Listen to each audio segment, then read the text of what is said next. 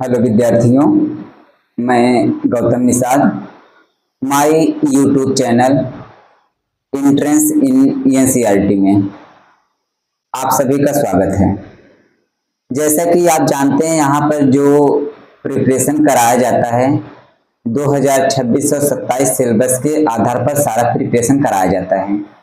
हाँ, बात करते हैं इस वीडियो में क्लास 9th मैथ की बात करते हैं, जिसमें हमें ये प्रश्नावली 1.4 स्टार्ट करनी है। इससे पहले हमने प्रश्नावली 1.3 तक कंप्लीट कर दिए हैं। प्रश्नावली 1.4 कंप्लीट करना है। ये हम देख रहे हैं, स्टार्ट कर रहे हैं प्रश्नावली 1.4 में। क्वेश्चन नंबर 1, इसमें ये कहा जा रहा है आप लोगों से, बताइए नीचे दी गई संख्याओं में कौन कौन प्रमेय और कौन कौन अप्रमेय है। कहने का मतलब इस प्रश्न में आपको कुछ संख्याएं दी गई हैं, आपको इसमें ये बताना है कौन सा प्रमेय बनेगा, कौन सा अप्रमेय बनेगा। बस इतनी बात बताने हैं आपको। इससे पीछे की वीडियो में सारे डिटेल से बताया गया है कि प्रमेय किसे कहते हैं, अप्रमेय किसे कहते हैं। हाँ, एक बार हम रिवीजन करना चाह रहे हैं, यहाँ बता दे रहे हैं कि प्रमेय संख्या उसे कहते हैं। ये प्रमेय की बात करें, ये प्रमेय आपका ये होता है जिसे हम P/Q के रूप में लिख सकते हैं। हाँ, P/Q के रूप में अगर लिख सकते हैं, लेकिन Q नॉट इक्वल 0 होता है। कहने का मतलब Q का मान हम 0 नहीं रख सकते। P का मान 0 रख सकते हैं, कोई दिक्कत नहीं है, लेकिन Q का मान आप 0 नहीं रख सकते। ये हमारी प्रमेय संख्या कहलाती है। कहने का मतलब जिसे हम P/Q के रूप में, यानी भिन्न के रूप में, कोई पूर्णांक के रूप में संख्या रख सकते हैं, भिन्न के रूप में प्रमेय संख्या कहलाती है। हाँ, बात करते हैं अप्रमेय की। अप्रमेय जिसे हम P/Q के रूप में नहीं लिख सकते। P/Q के रूप में अगर नहीं लिख सकते तो कहने मतलब जैसे हमारी रूट की संख्या हो गई, √2, √3, √5, इस प्रकार की संख्या जिनको हम हल नहीं कर सकते। जैसे √4 अगर लिख दोगे तो इसको आप हल कर सकते हैं, तो ये हमारा 2 आ जाएगा। जब 2 निकल आ जाएगा तो ये अप्रमेय नहीं, ये प्रमेय संख्या बन जाएगी। ये था आपका प्रमेय, ये अप्रमेय। आपको यही बताना है कि कौन सी संख्या प्रमेय होंगी, कौन सी अप्रमेय होंगी। चलिए, जिसमें पहला क्वेश्चन दिया गया है, ध्यान दीजिए, 2 माइनस कड़ी 5। अगर 2 माइनस कड़ी 5, क्या इसे आप हल कर सकते हैं? आगे कुछ इसे भैया हम कुछ हल भी नहीं कर सकते, क्या लिखोगे इसे बताइए। आप लोग कुछ लिख सकते हैं? कुछ नहीं लिख सकते। तो यहाँ हम कह सकते हैं ये क्या है, अप्रमेय है। क्योंकि 2 अगर देखा जाए तो क्या है, प्रमेय है, लेकिन यह करड़ी के रूप में लगाइए से सारा चीज एक में है, तो हम कह सकते हैं √5 लिख नहीं सकते, रूट की संख्या है तो P/Q के रूप में नहीं लिखी गई है, तो हम कह सकते हैं अपरिमेय संख्या है। कैसी संख्या है? अप्रमेय संख्या है। ये पहला पार्ट था। हाँ, बात करते हैं इसके सेकंड पार्ट की। देखिए, हमारे पास एक बुक है तो हम आप लोगों को इसी से पढ़ा रहे हैं। ये 3 प्लस √23 यानी कि 23, ये ब्रैकेट बंद है। आगे है -23, ये दिया है। क्योंकि देखिए, अगर हम बुक हमारे पास नहीं रहेगा तो हम आप लोग को कैसे पढ़ाएंगे, क्योंकि हमें तो क्वेश्चन इतने याद नहीं किए हैं ना। 9th प्रश्न क्या सिलेबस में क्या है, कितना प्रश्न है, इतने हमें बुक की आवश्यकता पड़ेगी। चलिए, यहाँ बात करते हैं सेकंड पार्ट की। देखिए, सेकंड पार्ट में थोड़ा सा आप वैसे नहीं बता सकते, ये चीजें थोड़ा हल हो सकती हैं, तो हम इसको थोड़ा प्रयास करेंगे, थोड़ा सॉल्व करें। इसको हम हल करने का मतलब 3 प्लस √23, ब्रैकेट आप तोड़ दीजिए, कोई दिक्कत नहीं, ब्रैकेट हट गया। ये माइनस √23 है, और पता है ये प्लस की संख्या, ये माइनस की संख्या कट जाएगी, तो कितना आया आपका? 3 आया। अगर 3 आया तो क्या 3 का बटे 1 कर सकते हैं? तो 3/1 करोगे तो यानी P/Q के रूप में संख्या है, P/Q के रूप में है, तथा हम कह सकते क्या है? परिमेय। ये परिमेय संख्या है आपकी, ये कह सकते हैं ये परिमेय है। बात करते हैं इसके थर्ड पार्ट की।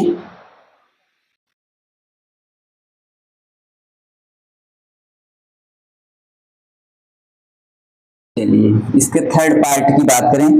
थर्ड पार्ट में आपका दे रखे हैं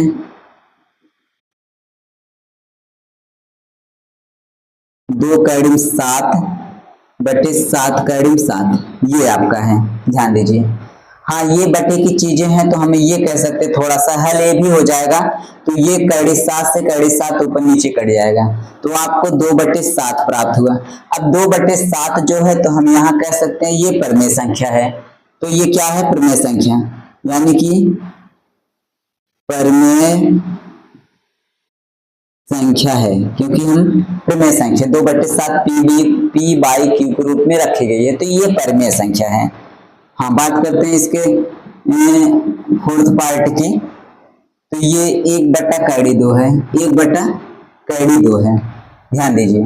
हाँ, 1/2 को अगर हम कहें तो आगे थोड़ा सा अगर सॉल्व करें तो इसको बहुत कर सकते हो, प्रमेयकरण कर सकते हैं, लेकिन प्रमेयकरण करने के बाद देखिए क्या कंडीशन प्राप्त हो रही है। यहाँ तो अभी से देखने के लिए अभी तो 1/2 जो रखा गया है, अभी के लिए हम कह सकते हैं ये p/q के रूप में, क्योंकि ये रूट की संख्या है, तो अभी के लिए हम ये कह सकते हैं अप्रमेय संख्या है। हाँ, अगर थोड़ा सा हल करें तो वहां पर कंडीशन कैसी प्राप्त होगी ये देखते हैं। तो कहने का मतलब 1/2 को हम प्रमेयकरण कर सकते हैं। प्रमेयकरण करने का मतलब नीचे वाली संख्या से ऊपर नीचे हम गुणा कर सकते हैं। ये ऊपर गुणा ऊपर, नीचे गुणा नीचे, ऊपर गुणा हम कराएंगे तो 1 का गुणा कड़ी 2 होगा तो कड़ी 2 प्राप्त हुआ, कड़ी 2 का गुणा कड़ी 2 होगा तो ये 2 प्राप्त हुआ। अब इसको नहीं हल कर सकते आगे, कहने मतलब कड़ी 2/2 प्राप्त हो रही है, तो कड़ी 2/2 प्राप्त हो रही है, तो ये रूट की संख्या है। रूट की संख्या को हम p/q के रूप में नहीं लिख सकते, तो अप्रमेय है। आप इसको भी अप्रमेय कह सकते हैं, यहाँ जो हमने हल किया इसको भी अप्रमेय कह सकते हैं। आप यहाँ भी डायरेक्ट लिख सकते थे और हल करने के बाद यहाँ भी आप दिखा सकते हैं, कोई दिक्कत नहीं है। आप यहीं पर ऊपर भी लिख सकते हैं, तो कोई दिक्कत नहीं है। हम कह सकते हैं क्या है, अपरिमेय।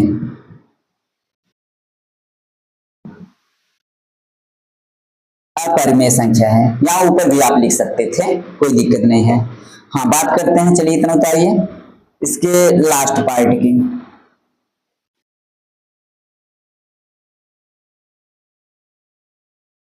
लास्ट पार्ट आपका है, यहाँ लिखा है 2 पाई। हाँ, थोड़ा सा पाई के रूप में है, थोड़ा विशेष आप लोग ध्यान दीजिए इस पर। तो अगर आपका पाई है कहीं पर, ये पाई है, ये हम कह सकते हैं ये क्या है, पाई अगर कहीं लिखा गया है तो इसको कह सकते हैं अपरिमेय है। ये क्या है, अपरिमेय। अगर केवल पाई है, अकेले अगर कहीं पाई दिख दे तो अपरिमेय है। अगर पाई का मान आपको पता है, पाई का मान 22/7 होता है। हाँ, अगर 22/7 कहीं रखा गया है तो p/q के रूप में रखा गया तो इसको हम परिमेय कहेंगे। क्या कहेंगे, परिमेय है, ये परिमेय संख्या है। केवल अकेले अगर पाई दिखा तो अप्रमेय है। अगर 22/7, क्योंकि इसका जो वैल्यू होता है, पाई का मान 22/7 होता है, वो आपका परिमेय बन जाएगा। क्यों, क्योंकि ये p/q के रूप में लिखा गया है। हाँ, बात करते हैं इसमें, जैसे यहाँ 2 पाई है तो 2 पाई के पास में यहाँ 2 का मल्टीप्लाई है, यानी कि गुणे के रूप में 2 रखा गया है, तो यहाँ भी हम कह सकते हैं क्या है, ये अपरिमेय है, ये अपरिमेय संख्या है, ये अपरिमेय।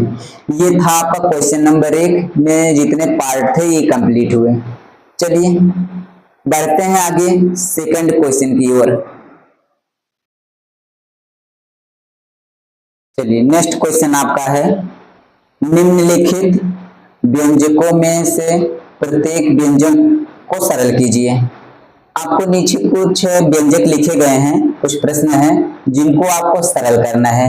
ध्यान दीजिए, सरल करने से पहले आपको छोटे छोटे 2-3 फार्मूले हैं वो हम देखेंगे। जैसे आप लोग जानते होंगे, कोई विशेष बहुत बड़ा फार्मूला नहीं है, a+b का होल स्क्वायर। ये हम जानते हैं क्या होता है भैया, a² होता है प्लस b² होता है प्लस 2ab होता है। ऐसे इसी का एक माइनस का फार्मूला होता है, a-b का whole square, a² plus b², यहां पर यही माइनस हो जाता है 2ab, ये हो गया। और एक फार्मूला है वर्गांतर का फार्मूला बोलते हैं हम, a² माइनस b², ये a की स्क्वायर अलग से माइनस b² अलग है, तो यहां हम कह सकते हैं ये कोष्टक में a+b होता है, एक कोष्टक में a माइनस बी होता है, इसे हम वर्गांतर का फार्मूला बोलते हैं। चलिए ये आपको ध्यान देना है, यहाँ पर 3 फार्मूले हैं, आपको 3 फार्मूले पे फोकस करना है।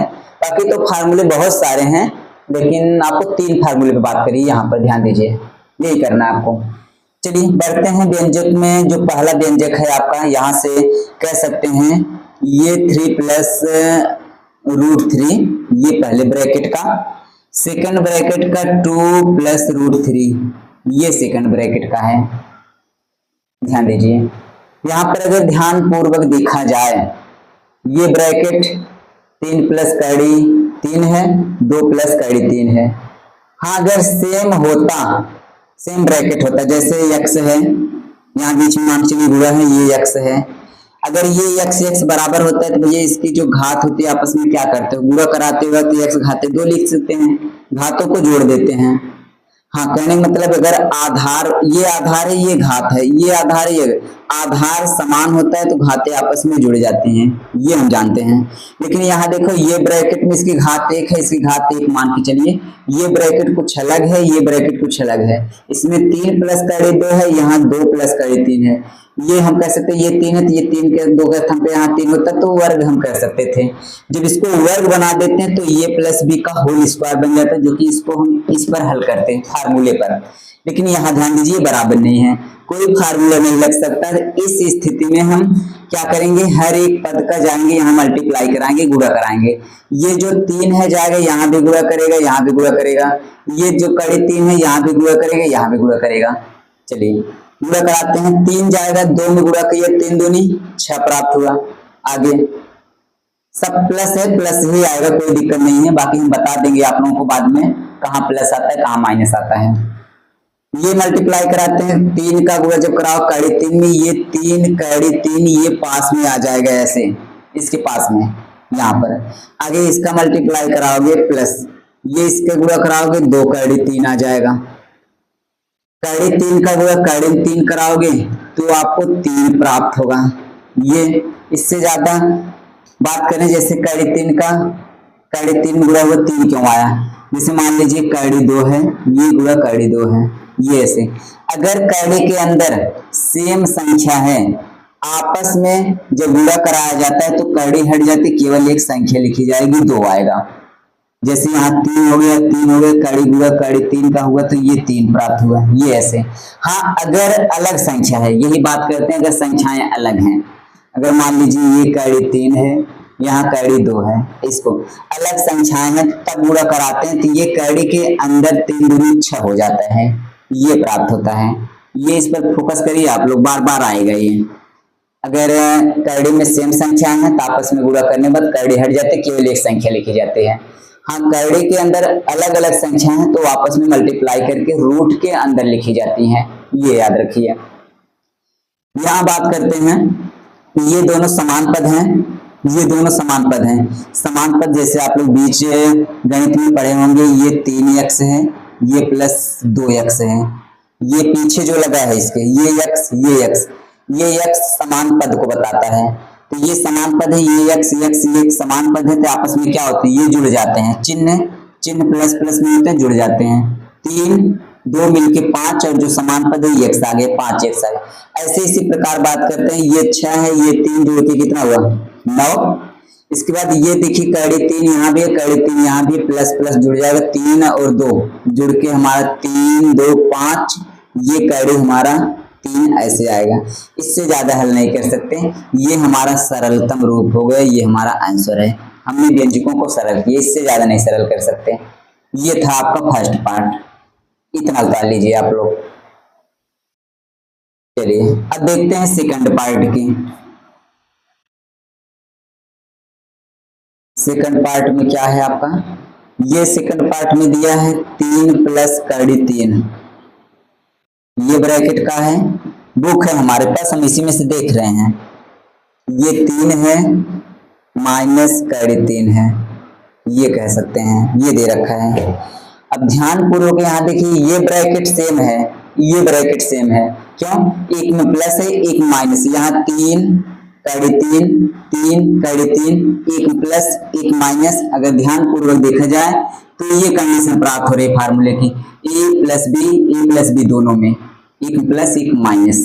यहाँ भी तीन कड़ी तीन बराबर, तीन कड़ी तीन बराबर, यहाँ भी ए बी दोनों बराबर है, एक में प्लस है एक माइनस, हम वर्गांतर फार्मूला लिख सकते हैं, कहने मतलब ए का स्क्वायर माइनस बी, ए के स्थान पर कितना है तीन, तीन का स्क्वायर हो जाएगा, फार्मूले माइनस है तो माइनस, बी स्क्वायर, बी का मतलब कड़ी तीन का स्क्वायर हो गया, ये आ जाएगा। और कड़ी तीन का स्क्वायर जब करोगे तो कहने का मतलब स्क्वायर, कड़ी तीन का स्क्वायर करने में तीन गुणे तीन यानी तीन त्रिका 9 हो जाएगा माइनस, और कड़ी तीन का वर्ग मतलब कड़ी तीन का वर्ग करने का मतलब कड़ी तीन गुणे कड़ी तीन 2 बार लिखी जाएगी क्योंकि वर्ग लगा है। ऐसे ये भी तीन गुणे तीन वर्ग लगने का मतलब तीन गुणे तीन यानी कि 9 आ जाएगा। इसका भी वर्ग कड़ी तीन गुणे कड़ी तीन, कड़ी के अंदर सेम संख्या, अभी हमने इससे पीछे बताया आप लोगों को, सेम संख्या का मल्टीप्लाई जब होता है तो ये कड़ी हट जाए, तीन आएगा केवल, यहाँ से हम तीन कह सकते हैं। अब 9 में से जब तीन हम घटाएंगे ये 6 प्राप्त होगा, ये इससे ज्यादा नहीं सरल कर सकते, ये आपका आंसर है सरलतम रूप में, ये हो गया। चलिए इतना उतार लीजिए आप लोग,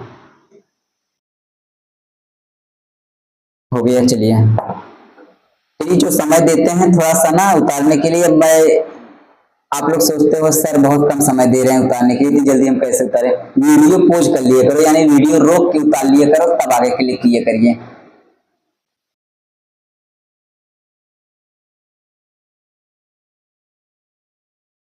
चलिए बात करते हैं इसके थर्ड पार्ट की।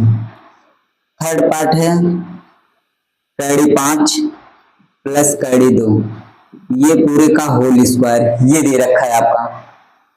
चलिए यहाँ देखिए, इसको ए पकड़िए, इसको बी पकड़िए, बीच में प्लस है यानी ए प्लस बी का होल स्क्वायर, हम जानते हैं ए प्लस बी का square, A square plus B square plus 2ab, इसी फार्मूले पे तोड़ दीजिए। ए का मान कड़ी 5, बी का मान कड़ी 2 का वर्ग लगा है, इसी फार्मूले तोड़ दीजिए। इस फार्मूले तोड़ते हैं ए का स्क्वायर, ए का मतलब कड़ी 5, कड़ी 5 का पूरे का होल स्क्वायर, ये स्क्वायर हो गया। आगे प्लस बी स्क्वायर, बी का मतलब कड़ी 2 का स्क्वायर हो गया, प्लस 2ab, 2 फार्मूले का है, ए का मतलब कड़ी 5, बी का मतलब कड़ी 2, ये है। आगे हल करिए, ये इसका मतलब कड़ी 5 का वर्ग करने का मतलब आप लोगों को अभी बताया गया, कड़ी 5 गुणे कड़ी 5, ये 2 बार वर्ग लगा है ना, घात 2 है तो 2 बार नीचे वाली संख्या गुणे करके लिखे। सेम कड़ी के अंदर है, गुणा कराओगे तो 5 आ जाएगा आपका, यहाँ पर 5 प्राप्त होगा प्लस, ऐसे कड़ी 2 गुणे कड़ी 2 करोगे तो ये 2 प्राप्त हो गया प्लस, ये 2 है, ये देखिए कड़ी अलग अलग है तो आपस में गुणा हो जाएगा, वो भी कड़ी के अंदर लिखा जाएगा, 5 दूनी 10 आ जाएगा। ये बहुत करोगे, इसको जोड़ सकते हो आप लोग, 5 2 7 हो जाएगा, प्लस 2 कड़ी 10 प्राप्त हुआ, इससे ज्यादा नहीं सरल कर सकते हम, ये आपका आंसर है, ये आपका थर्ड पार्ट है। चलिए इतना उतार लीजिए आप लोग। चलिए बात करते हैं लास्ट पार्ट की, जो कि 4th नंबर है। इसमें दे रखा है 4th नंबर में आपका दिया है 5 कड़ी 5 माइनस कड़ी 2, ये दे रखा है आपको। इसके बाद अगले ब्रैकेट में कड़ी 5 प्लस कड़ी 2, ये दे रखा है आपका। अब ध्यान पूर्वक देखो तो यहाँ भी कड़ी 5 माइनस कड़ी 2, कड़ी 5 कड़ी 2, सेम वर्गांतर फार्मूले की तरह है, ए प्लस बी ए माइनस बी, इसी की तरह तो इसको हम वर्गांतर लिख सकते हैं, ए स्क्वायर माइनस बी स्क्वायर लिखा जा सकता है। यहाँ ए का मतलब कड़ी 5 का स्क्वायर हो गया, माइनस बी का मतलब कड़ी 2 का स्क्वायर हो गया, ये वर्गांतर बना रहा था। अब कड़ी 5 का स्क्वायर जब गुणा करोगे तो ये 5 आएगा, हमने अभी आपको बताया, ये माइनस कड़ी 2 का करोगे तो ये 2 आ जाएगा, इसको घटाओगे तो 3 प्राप्त हुआ, ये सरलतम रूप हुआ, ये आपका सरलतम रूप हुआ। ये क्वेश्चन नंबर 2 का 4th पार्ट है, उतारिए इतना। चलिए हो गया। चलिए बात करते हैं, इसमें और भी सारे क्वेश्चन हैं जो कि हम नेक्स्ट वीडियो में आप लोग को मिलेंगे, क्योंकि अभी हमने कुछ क्लासों को इससे पहले पीछे क्लास को पढ़ाया है, जैसे हमारा क्लास हो गया 12 का पढ़ा दिए, इसके बाद 10th का मैथ पढ़ाया गया, इसके बाद 9th की मैथ थोड़े से पढ़ाए। ये क्लासेस ज़्यादा हो जा रही हैं तो क्या करें हम, समय थोड़ा बाउंडेशन में मिल नहीं पा रहा है। ये जो आप लोग देख रहे हो इस समय 10:30 बजे रात के ये वीडियो बन रहे हैं। इसके बाद हम उठेंगे सुबह 4 बजे कुछ वीडियो बनाएंगे, वहां पर आप लोगों को ये सारी चीजें पढ़ाई जा रही हैं। कुछ समय के अभाव को देखते हुए, लेकिन फिर भी हम प्रयास कर रहे हैं कि हमें जितना भी समय मिल रहा है आप लोगों को पढ़ाने का कोशिश कर रहे हैं हम। चलिए तब मिलते हैं नेक्स्ट वीडियो में, तब तक के लिए आप लोगों को धन्यवाद।